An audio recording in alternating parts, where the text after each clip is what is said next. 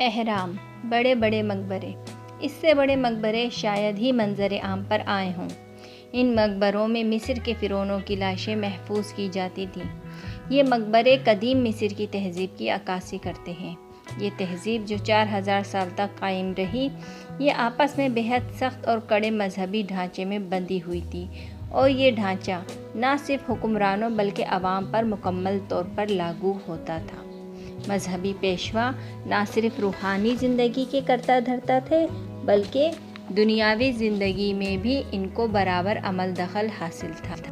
وہ حکومتی مشیر بھی تھے اور سائنسدان بھی۔ وہ ہر لحاظ سے سول سروس کے رکن تھے، جس کا کام ایک قائم شدہ معاشرے کو محفوظ بنانا تھا اور اس معاشرے کو جاری و ساری رکھنے کی بندوبست سر انجام دینے کا تھا۔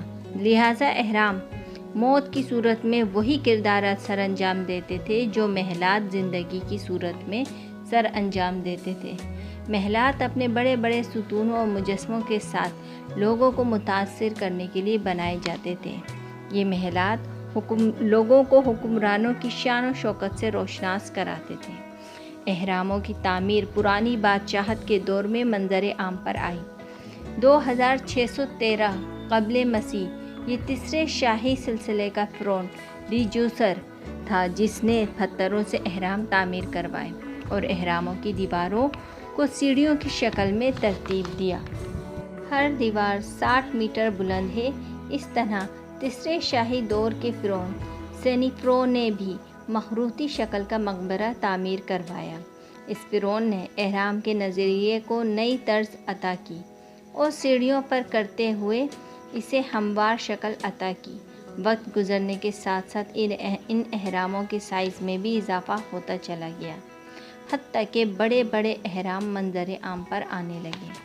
فرعون اپنی زندگی میں اہراموں کی تعمیر مکمل ہوتی نہ دیکھ سکے اور ان اہراموں کی عظیم عمارت ہزاروں مزدوروں نے بڑے بڑے پتھروں سے پایہ تکمیل تک پہنچایا۔ ان پتھروں کا وزن 2.5 ٹن تک تھا۔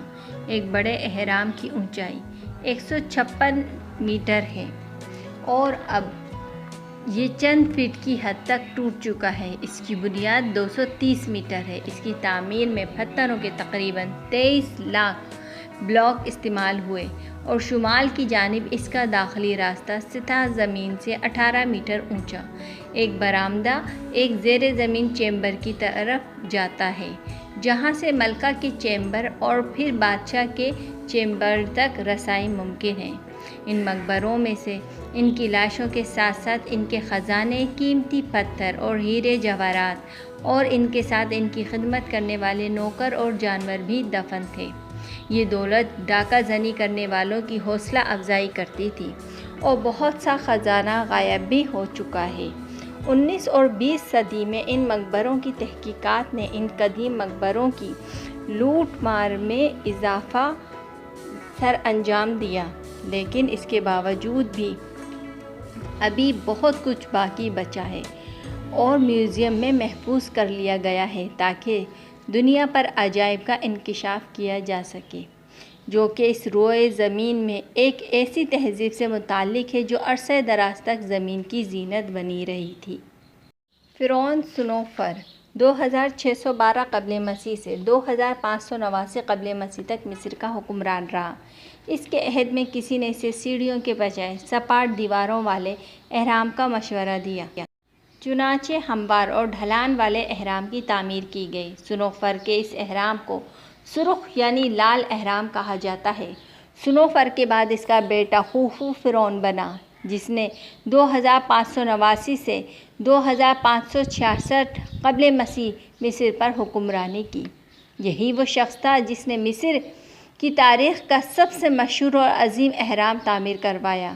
اس سب سے بڑے مقبرے کی اونچائی تعمیر کے وقت 481 فٹ تھی۔